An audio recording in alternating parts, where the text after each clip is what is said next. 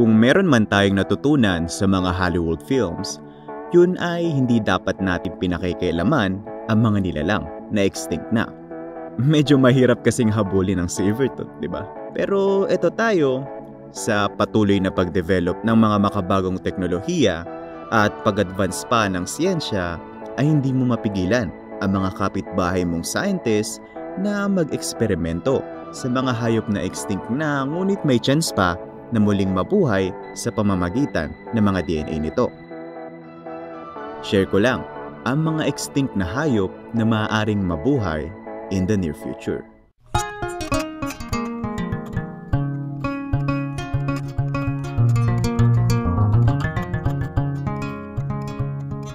Isa sa mga pinakasikat na extinct na hayop sa mundo ay ang saber-tooth.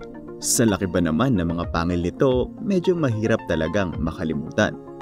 Ayon sa mga scientists, ang huling saber-tooth ay na-extinct mula 11,000 to 12,000 years ago. Pinaniniwala ang saber-tooth ang unang hayop na na-extinct dahil sa mga aktibidad ng tao.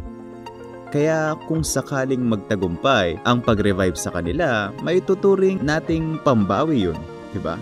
Para maging posible ito, kukuha ng DNA sample mula sa isang saber-tooth na preserve sa permafrost. Ang permafrost sa simpleng term ay nagyayelong lupa. Pagkatapos makakuha ng DNA sample, kinakailangan naman ng surrogate mother para dito at ang best candidate ay ang mga African lions. Ang isla ng Tasmania ay kilala sa hayop na Tasmanian Devil. Ito ay endemic sa isla dahil sa kakaiba niyang itsura at sikat din sa buong mundo. Pero 90 years ago, meron pang sikat na hayop na naninirahan sa islang ito. Ito ang Tasmanian Wolf. Mas mukha itong aso kaysa wolf at may mga stripes sa likod. Ang huling Tasmanian Wolf ay namatay sa isang private zoo noong 1930s. Sa pag-aaral ng mga eksperto, naniniwala silang maaaring muling buhayin ang mga Tasmanian Wolf dahil nga raw hindi pa ganoon katagal mula nang ma-extinct ito. Sa katunayan nga ay noong late 2002 ay sumubok na sila para gumawa ng clone ng isang Tasmanian Wolf. Gamit nila ang DNA mula sa tuta ng Tasmanian Wolf na nakapreserve sa isang museum. Pero hindi ito naging matagumpay sapagkat natuklasan nilang masyadong damage ang DNA nito para makabuo ng isang clone. Kaya hindi na naipagpatuloy ang proyektong ito. Ngunit naniniwala pa rin ng mga scientists na sa hinaharap ay makakaya nilang makaproduce ng clone ng Tasmanian Wolf.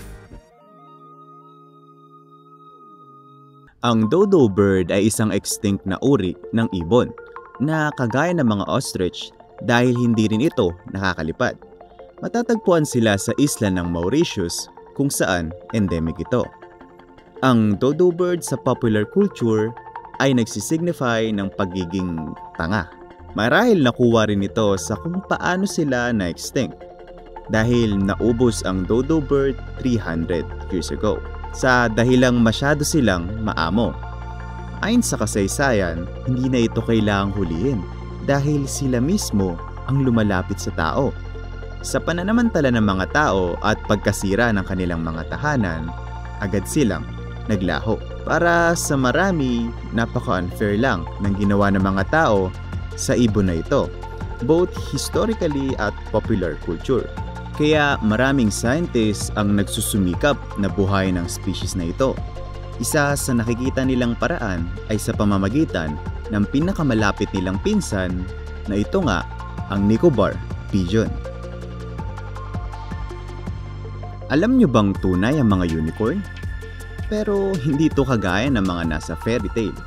Medyo iba ang hitsura nito. Ang Siberian Elasmotherium o Siberian unicorn ay mas kamukha ng isang rhinoceros ngayon. Ito ay dahil siya ang pinakamalapit na kamag-anak nito. Namuhay ito sa Eurasia noong Middle Pleistocene period at pinaniniwala ang na-extinct 29,000 years ago. Naniniwala mga scientists na maaaring mabuhay muli ang Siberian unicorn Dahil na rin sa maraming species nito ang nahuhukay sa mga permafrost ng Siberia at ito ang pwedeng pagkuhanan ng mga DNA nito. Isa sa pinakasikat na na-extinct na hayop sa mundo ay ang mammoth. Mula sa Ice Age hanggang Game of Thrones, laging present ang mammoth yan. Pagkatapos na siguro ng dinosaur, mammoth na ang pinakasikat na hayop na na-extinct sa daigdig. Speaking of dinosaurs, bakit kaya hindi sila maaaring buhayin ulit?